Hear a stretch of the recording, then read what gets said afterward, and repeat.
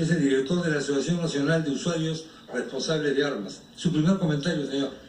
Bueno, primero poner en contexto el tema. Este es un tema aislado que nunca se ha dado en el país. Es el primer mass shooting que tenemos, como dicen los gringos. Tiroteo de masa, ¿no? Exactamente. Acá hay un tema puntual. Este tipo ha sacado 2 licencias de armas. Una se la dieron una empresa de vigilancia y la otra él sacó una licencia particular. Si estaba vencida o no es un tema aparte del hecho de sangre que él ha cometido. Porque ha podido tener su licencia actualizada o en el caso de que fuera un arma ilegal estamos hablando de otro tipo de tipificación de delitos. Pero este tipo, la pregunta es ¿cómo consiguió un examen de estar apto para tener un arma de fuego? Porque uno va a una entidad prestadora de salud y le dan un certificado de salud mental. ¿Cómo ha pasado 2 veces este tipo? Entonces, esa es la pregunta. Pregunta perfecta para usted, doctor Humberto Castillo. Sí, creo que es importante poner, como dicen, en contexto, y acá este corresponde a la categoría de asesinatos en masa, ¿no? Y estos ocurren, como has dicho, en Estados Unidos, por ejemplo, ocurren con una frecuencia de 4 al año más o menos, y acá probablemente en nuestro país sea el primero que tenemos conocimiento, ¿no? Primero y último. Entonces, ¿qué es lo que se trata es de buscar qué es lo que pasa en la mente de estas personas para que cometan estos actos de asesinato en masa? Y lo que se va encontrando es que esto, por ejemplo, es muy diferente de lo que van ocurriendo con los asesinos en serie. Pero tienen algunos elementos en común. Y unas cosas en común, por ejemplo, en estos casos es que la mayoría que cometen esto son hombres, el 95%, son personas solitarias, personas que tienen muchas experiencias de frustración y de odio, ¿no? Y que tienen acceso a alguna forma de cometer este asesinato. Entonces nosotros encontramos por lo menos 3 elementos claves. Uno es el odio. Otro es las fantasías de venganza que va teniendo la persona y las circunstancias en las que se activa todo esta fantasía y lo ponen en acto. Entonces acá hay una suma de factores sociales, psicológicos, circunstanciales, pero no todo materiales. No todo lo que odiamos a alguien disparamos, pues.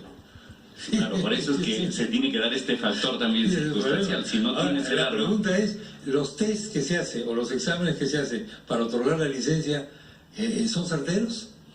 Claro, todo test... ¿Existen esos test? Claro, existen, digamos, formas de tratar de medir cuáles serían los factores de riesgo para incurrir en esto. Así es, factores de riesgo. Entonces, acá... Te entrego un arma a ti, pero no te la entrego, por factores de riesgo. Claro, y estos tienen siempre falsos positivos y falsos negativos, digamos, ¿no? Ajá. Y claro, tienen que ser exigentes, rigurosos, pero ahí, como decías, el tema es que hay muchos factores que van a converger y uno de ellos es el odio, es estas fantasías de venganza. Ajá. Que a veces son ocultadas por la persona. Correcto, o sea, las personas, sobre todo en la psicopatía, tienen mucha capacidad para simular emociones, para predecir respuestas. Puedo hasta engañar el detector de mentiras, el aparatito ese. El polígrafo. ¿No? El polígrafo, ahí. Bueno, vamos a continuar con esto, por supuesto, después de los rápidos.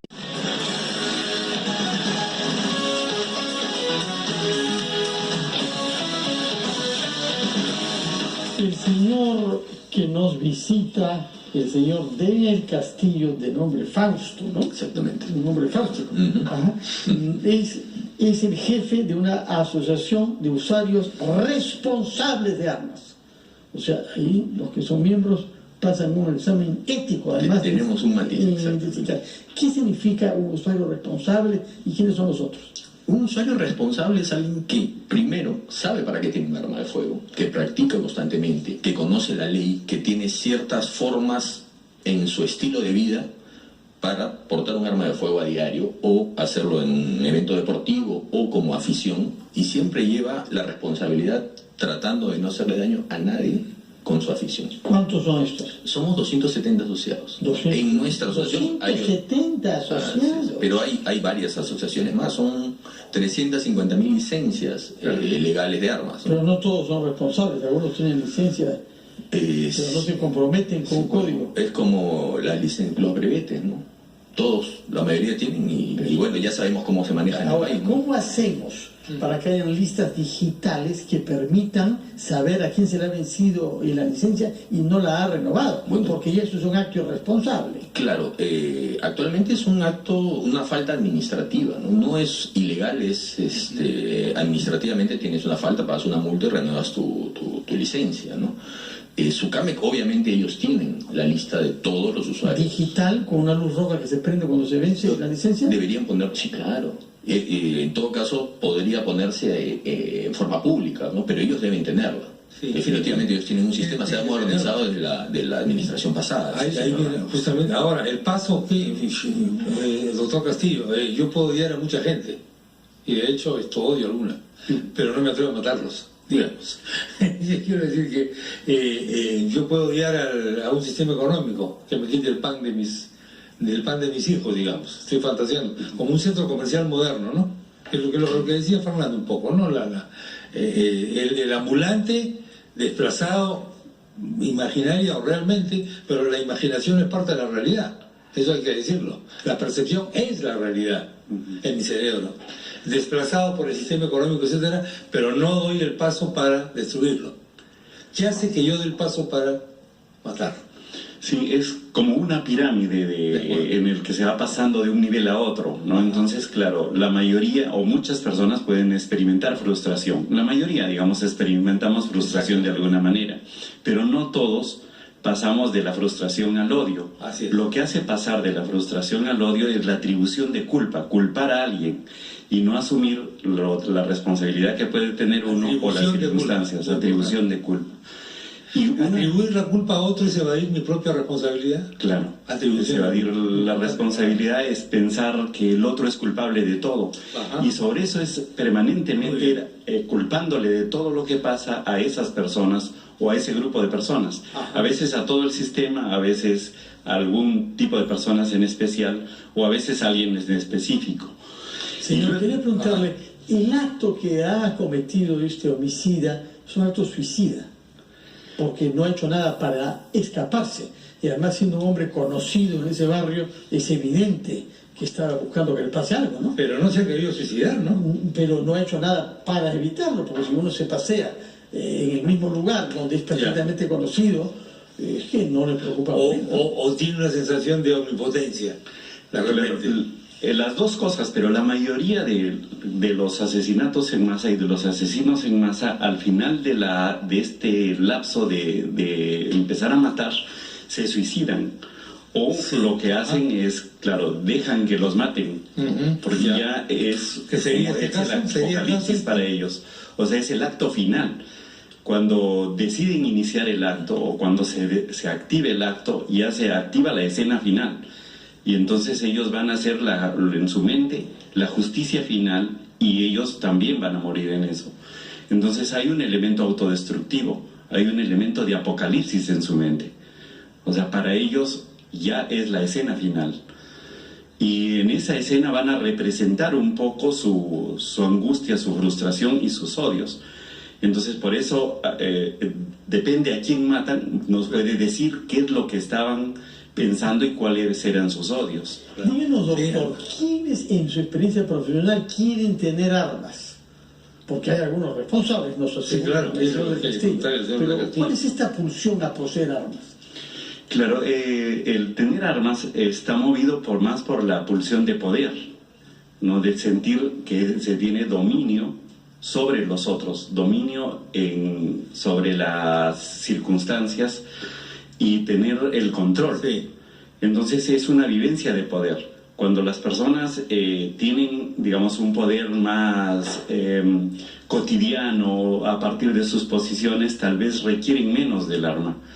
O sea, las personas que requieren tener un poder absoluto requieren más de las armas. O sea, esto es, digamos, en términos emocionales, psicológicos. Podría haber un tema deportivo que es otra ¿Es un cosa, apetito de poder que se expresa en la posesión de armas? Para nada. Bueno, ¿Cuál es la motivación? Bueno, para mí es una afición, o sea, hace muchos Una años. afición. Sí, claro, y por ejemplo mi hija siempre ha visto armas en casa, y ella también dispara, y tiene 12 años, o sea, simplemente... 12 años. De los 12 años dispara, De ya los tiene que 20. dispara, claro. Ya tiene 20. O sea, estamos hablando de una cosa deportiva. Sí, claro.